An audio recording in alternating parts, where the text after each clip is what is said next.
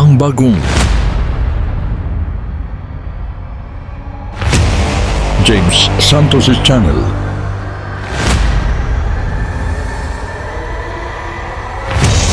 Bagong tema, bagong boses, may komentaryo. Ang pangangaral ni Brother Eli Soriano.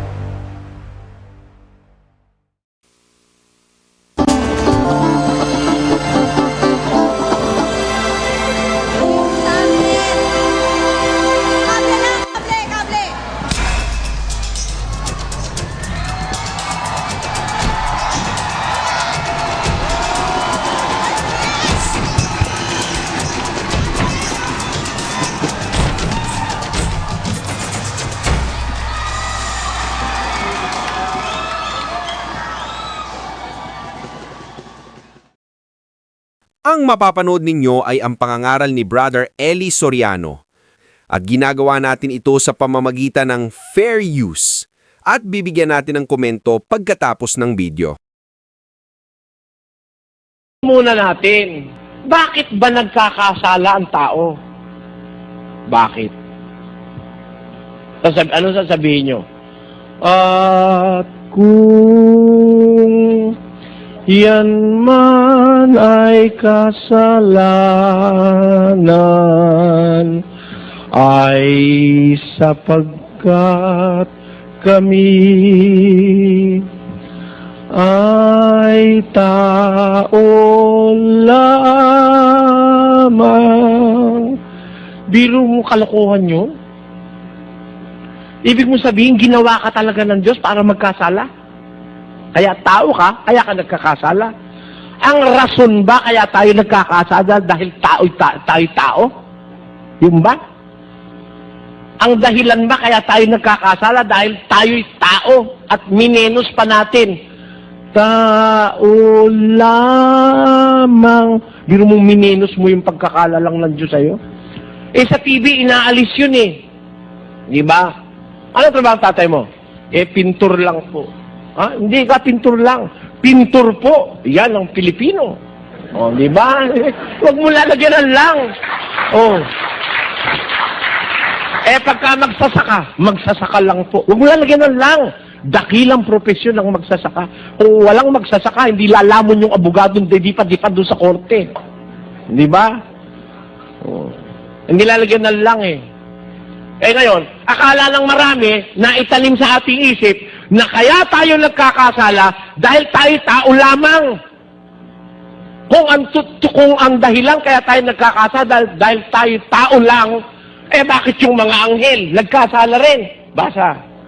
O ano naman ang gagawin mo rito? Sapagkat kung ang Diyos ay hindi nagpatawad sa mga anghel ng mga kasala ang mga yaon, kundi sila'y ibinulid sa impyerno at kinulong sa mga hukay ng kadiliman upang ilaan sa paghukom. Tinyo?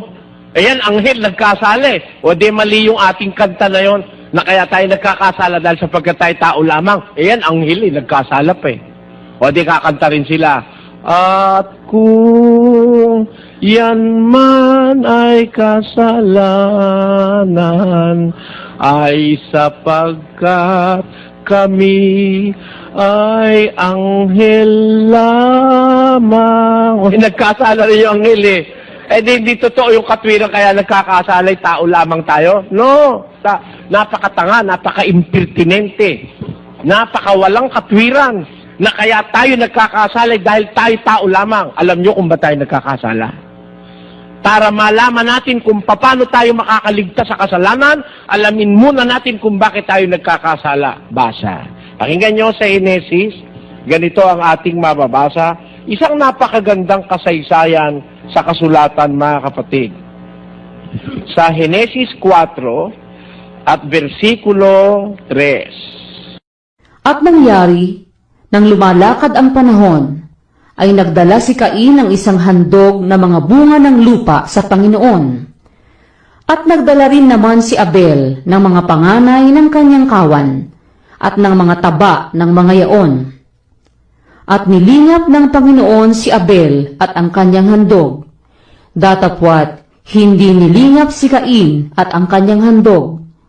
At nag-init na mainam si Cain at namanglaw ang kanyang mukha.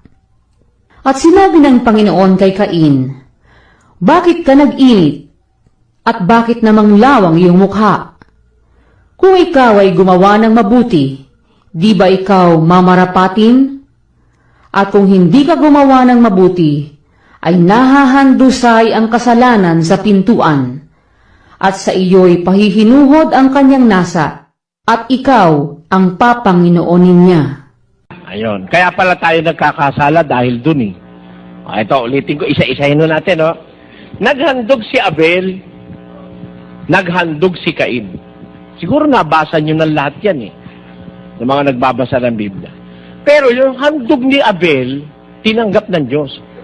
Yung handog ni Cain, hindi. Nagalit si Cain. Nag-init na maigi si Cain. Namanglaw ang kanyang muka. Lumapit ang Diyos kay Cain. Cain, ba't ka namanglaw? Bakit nag-init ang iyong mukha? Kung ikaw ay gumawa ng mabuti, di ba mamarapatin din kita? At kung hindi ka gumawa ng mabuti, ang kasalanay mahahandusay sa pintuan. Oh.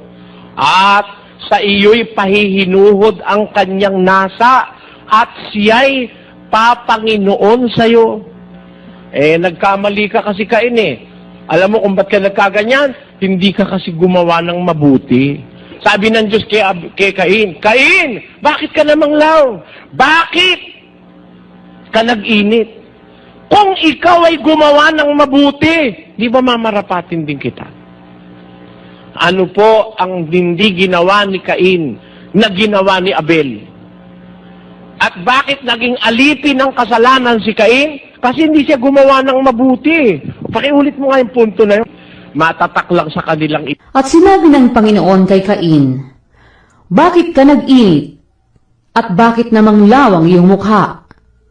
Kung ikaw ay gumawa ng mabuti, di ba ikaw mamarapatin?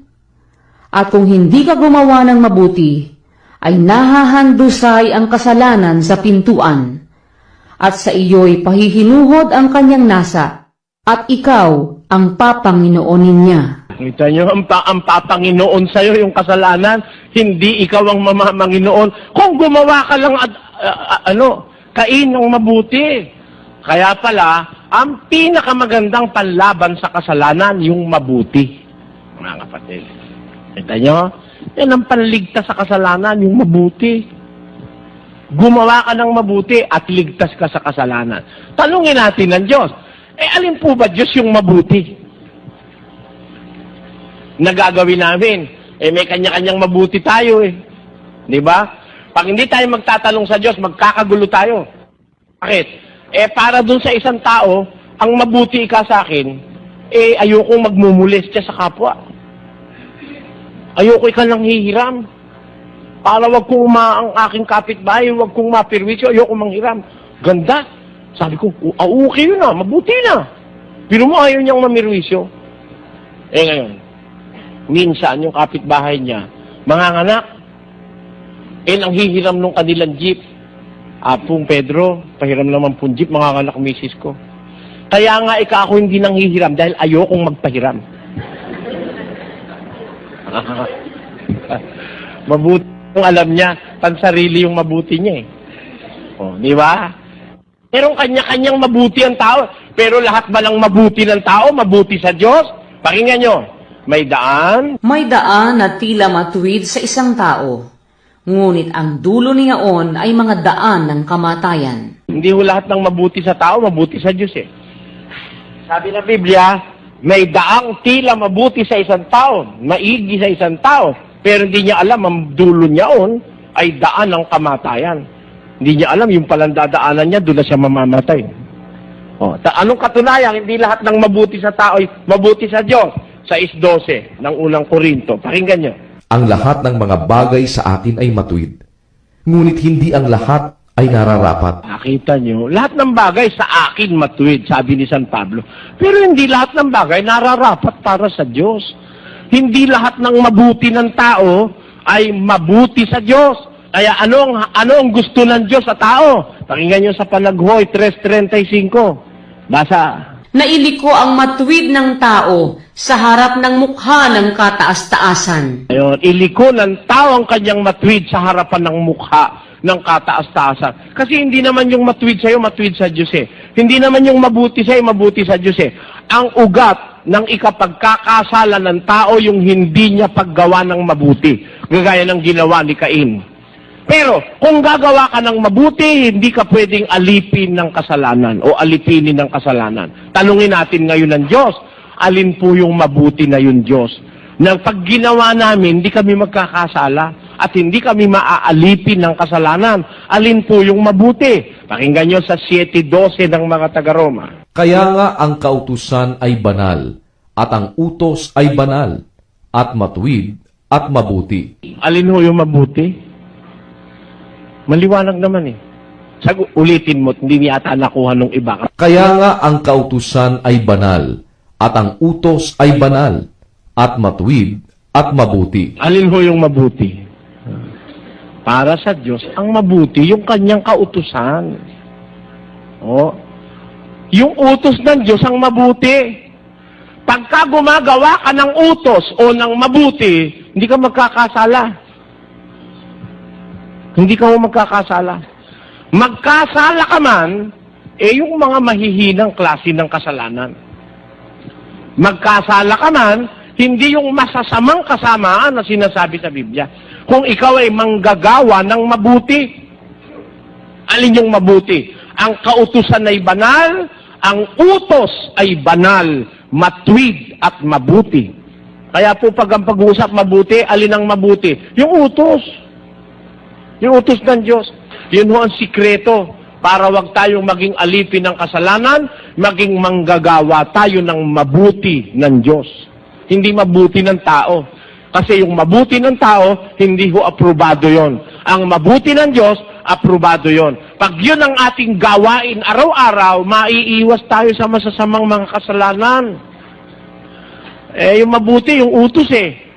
Ano ba yung utos? O, halimbawa, sabi sa lalaki, mga lalaki, iibigin ninyo inyong mga asawa. Pakukundanganan ninyo ang inyong asawang gaya ng marupok na sisidlan.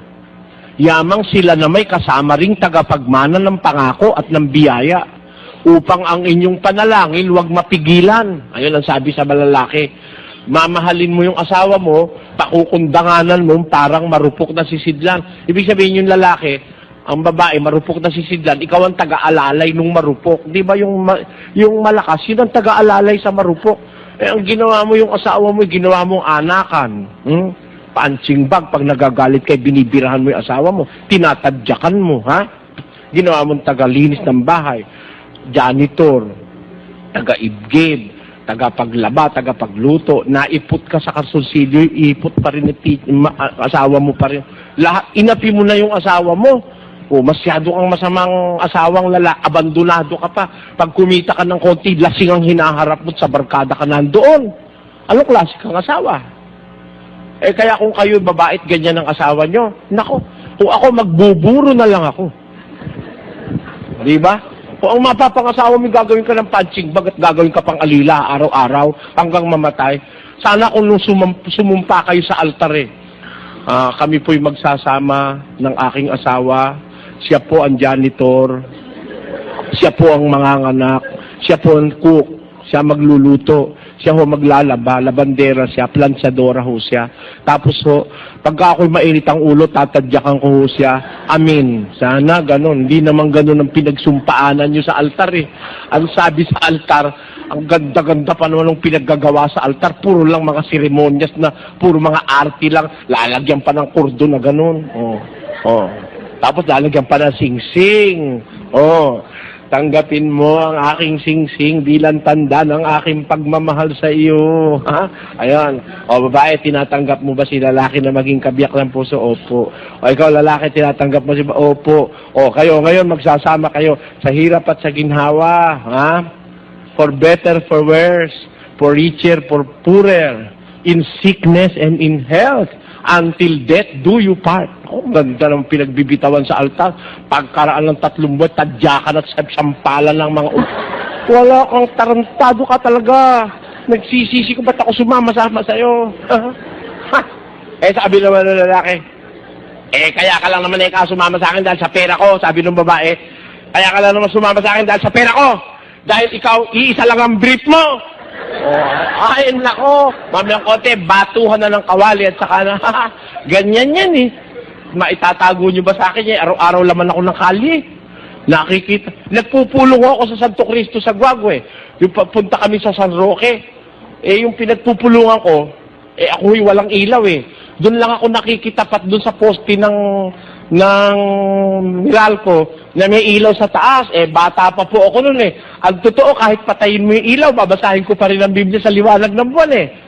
Pupulong ako. Lalakad ako sa rilis, naglalakad lang ako. Wala naman ako sasakyan nung araw eh. Lalakad lang ako. Makita ko, malayo-layo pa, maingay. Makita ko, boom! Mga ganun, pinggan. Bang! Sabi doon sa rilis, tama doon sa yung ano na rilis, yung konti, kawali. Bang! Yumama na yata ako yung pinagpupulungan ko. Yung pinagtatatapon na yung mga gamit. Nako, nung lumalapit lang po. Ala kang marinig, Pedro! Ala kang marinig! Ay, nako.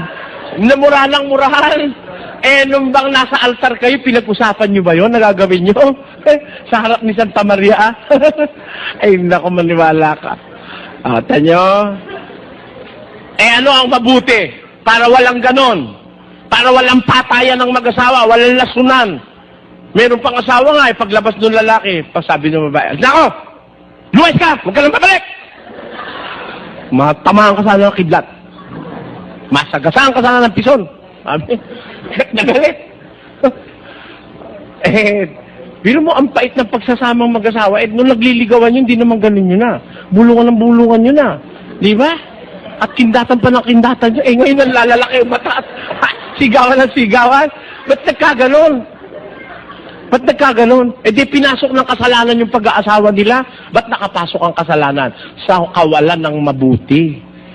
Alin ang mabuti? Sabi ng Diyos, utos. Ano yung utos? Mga lalaki, mahalin ninyo inyong asawa. Pakundanganan ninyo sila gaya ng marupok na sisidlan. Kata mo? Ang babae pala, alalayin. Ikaw ang magpaparaya. Huwag mong bubuntalin. Kung tatadyakan, marupok yan eh. Hindi kahit kailan mo gusto sumiping, sisiping ka sa asawa mo, marupok yan. Mayroon lalaki, kapapangapanganak ng asawa, inaaraw mo naman uli eh. Magtatanim na naman ng kamuting kahoy ang walang hiya. Ako naman wala naman kapatapatawad yun, ano? Hindi ba? Kapapangapanganak lang. Hindi pa nagdidimon. Sabi ng lola ko, oy, magparaan ka ng anin. Naririnig ko kasi sa lola ko nung araw yun. Magparaan-raan ka naman ng mga 6 na buwan, makadimon-dimon yung asawa mo. Ano ba ka ako lola yung dimon? Ha? Ibig sabihin makaraos, ewan ko kung ano yun, ano? Wag naman kayong sobra naman kayo, sabi nga. Ganun, meron ganun mag-asawa eh. Ano niya ibig sabihin? Sa Biblia, ganun eh. Sinasabi ko sa Biblia yun eh.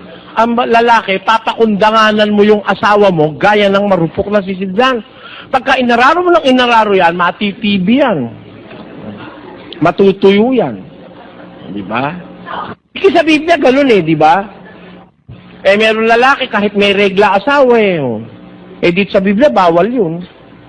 Bawal yun. Nakasasama yun sa babae. Miski sa siyensya nyo pag-aralan, nakakasama yun. Kaya dito, bawal yun eh. Meron, alam ba natin ito? Sa Katoliko ba, tinuruan tayo ng ganon? Pakinggan nyo nga kung nasa Biblia, baka wala eh. Basahin natin. At huwag kang sisiping sa isang babae na ililitaw ang kahubaran niya habang siya'y marumi sa kanyang karumalan. Ayun, habang yung babae marumi sa kanyang karumalan, huwag kang sisiping sa isang babae. Sabi ng Diyos. Ang totoo, inililigtas ka rin dahil baka pati ikaw madamay sa babae. Kung may sakit yun, damay ka. Sa panahong may regla. Yung regla, hindi yung masama yun eh. Yung salitang regla, Kastila po yun eh. Yung regla, ang kahulugan sa Tagalog, batas. Sa English, rule. Rule. Batas na sa babae, buwan-buwan may dating ng bisita. Paglilinis yun sa babae. Di ba? Paglilinis yun ng naturalesa sa babae. Meron lalaki, walang kapakupakundangan sa asawa mabuti para sa Diyos yung utos magsama kayong mag-asawa ng mabuti. Hindi ka maaalipin ng kasalanan. Ang pag-aasawa mo, magiging maligaya pamilya nyo, hindi kayo masyadong away ng away. Siyempre, hindi nawawala yung tampuhan, tatampo si Mrs., tatampo si Mr., hindi nawawala yun. Pero yung batuhan ng kawali, umurahan, sumpaan na, walang niya ka, masagasaan ka na sana, mahulog ka sa sabangin, tamaan ka ng kulog, mga ganon, wala yon. Pag alam natin yung mabuti. Kaya po, sinasabi ko lang ito, para ipakita sa inyo, iba yung mabuti sa tao, iba yung mabuti sa Diyos. Ang mabuti sa Diyos, yung utos. Ang kautusan ay banal, matuwid at mabuti. Yung mabuti, yun ang paraan para huwag tayong maalipin ng kasalanan. At ang kasalanan ay mahandusay. Sa pintuan pa lang, hindi napapasok ang kasalanan. Kung tayo laging manggagawa ng kabutihan ng Diyos. At ang mabuti ng Diyos, yung utos, yung kanyang kalooban. Ayan po. Gusto nyong maligtas sa kasamaan? Mag-aral tayo ng kabutihan. Alin yung mabuti. Kasi, ngayon yung panahon na ito, kanya-kanyang mabuti. Meron yung kanya-kanyang mabuting ginagawa ang tao, kanya-kanyang samahan, kanya-kanyang utos, kanya-kanyang paraan.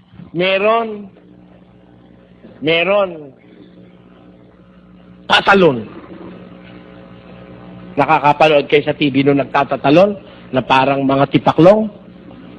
Hanapin the Lord! Hanapin the Lord! 3 beses daw. Tapos may 3 itlog iinumin. Kay Bilardi yun. Pero hallelujah, praise the Lord, 3 lundag at lalayas daw ang mga demonyo. Pag tumatalon daw, lalayas ang demonyo. Sabi nila. Kaya, ang lunas po sa mabuti, yung sa kasalanan, yung mabuti. Yun nga yung utos ng Diyos. Alin yung mabuti? Alin yung mga utos? Gusto nyo ho, yun ang isunod natin pag-aralan. Alin yung mga utos? Na utos ng Diyos.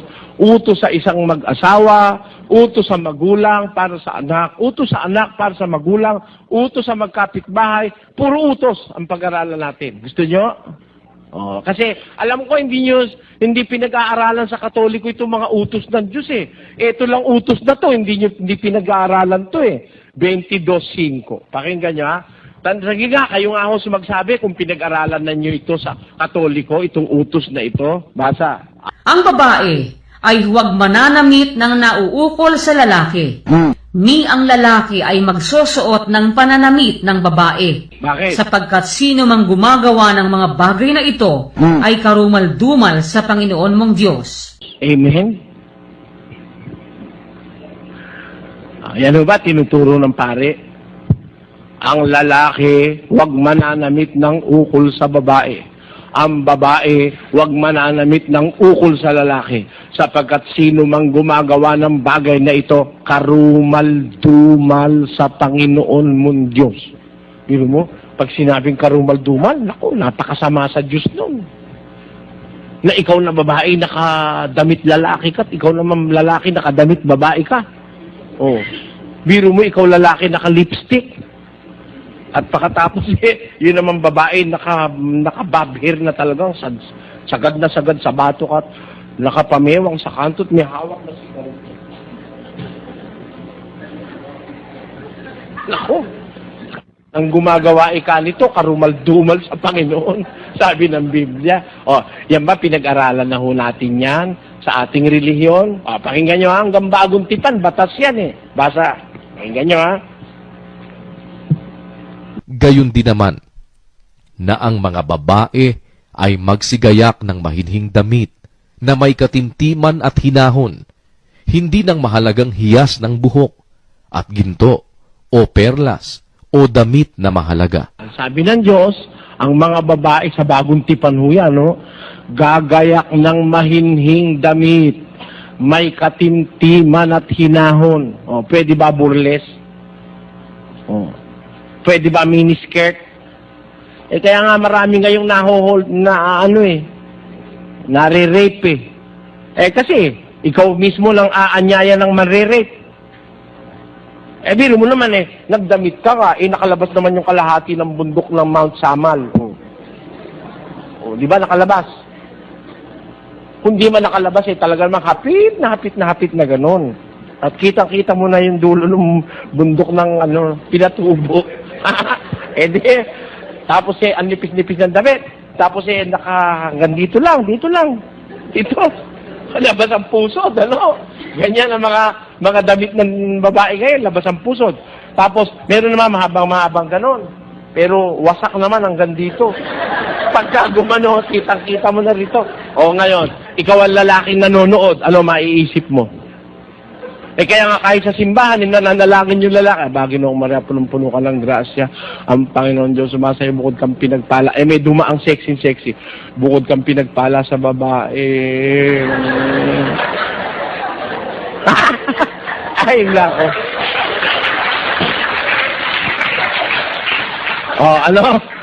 Ano masasabi nyo? Nagsisinungaling ba ako o nagsasabi ko ng totoo? Nasa Biblia yun Ang babae gagayak ng mahimhim damit, matimtiman at mahinahon, para wag kang pagnasaan ng masama ng lalaki, nasa sayo rin. Para wag kang bastusin, nasa sayo rin.